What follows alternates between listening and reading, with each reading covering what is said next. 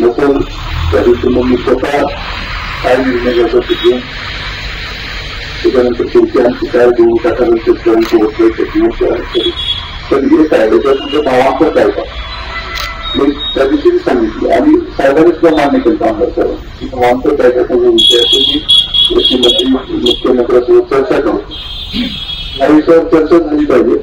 आणि जी काही नवीन कायदा तयार करायचा नाही तुम्हाला 2014 मान्य देवेंद्र फडणवीस आंदोलन कुणाच्या राजकीय विरोधात किंवा कुणाच्या पोटासाठी करत नाही प्रत्येक आंदोलन शेतकऱ्यांच्या फायद्यासाठी निवड आहे त्याच्याकडे आपण सहानुभूतीने बघावं आपण सोमवारपर्यंत आपली वाट बघतो आणि सोमवारपर्यंत आपली वाट बघतो सगळ्याच गोष्टीचा विचार केला पाहिजे कुटुंबाचा विचार केला पाहिजे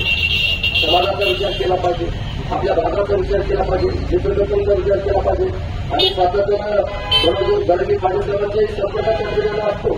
त्याला सुद्धा आम्ही त्यांच्या तब्येतीची काय बसलेला आहे शब्द तुम्हाला काही धनंजय मुंडे साहेबांनी तुम्हाला हेच गोष्ट सांगितली माझी काय त्यांच्याशी चर्चा या ठिकाणी झाल्यानंतर आपला विषय आपण काल चर्चेला घेतला अखिल भारतीय छावा मराठा युवा संघटनेचे प्रमुख विजयकुमार घाडगे पाटील साहेब शेतकऱ्यांच्या सोयाबीनला प्रति क्विंटल 8,500 भाव दिला पाहिजे ही भूमिका घेऊन गेली 11 दिवस त्यांनी आमरण उपोषण त्या ठिकाणी करतायत आणि म्हणून त्याची दखल घेऊन शासनाचा प्रतिनिधी म्हणून मी आज त्या उपोषण स्थळाला मी त्या ठिकाणी भेट दिली आणि त्यांना शासनाची भूमिका त्या ठिकाणी आम्ही सांगण्यात आली आणि त्या भूमिकेला पाठिंबा म्हणून त्यांनी उपचार करून घेण्याचा निर्णय त्या ठिकाणी घेतला आणि मी त्यांना शब्द दिला की कसल्याही परिस्थितीमध्ये येणाऱ्या सोयाबीनला